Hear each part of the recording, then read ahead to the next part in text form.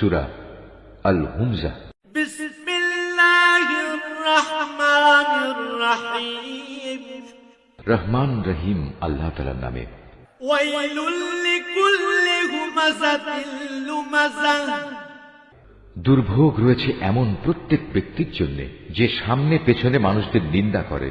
আল্লাযী জামাআ মালান ওয়া আদ্দাদাহ। যে কাঁড়ি কাঁড়ি অর্থ জমা করে এবং যথাযথভাবে তা গুণে রাখে।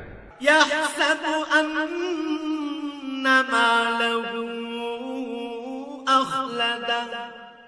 সে মনে করে তার অর্থ তাকে এ দুনিয়ায় স্থায়ী করে রাখবে।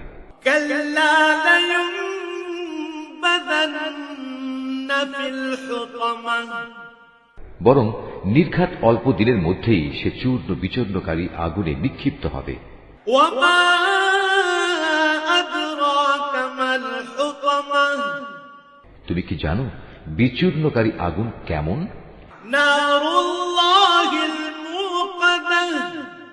এ হচ্ছে সম্পদ লোভীদের জন্য আল্লাহ তাআলার প্রজ্বলিত এক আগুন। আল্লাতী তাত্তালিউ আলাল আফইদাহ।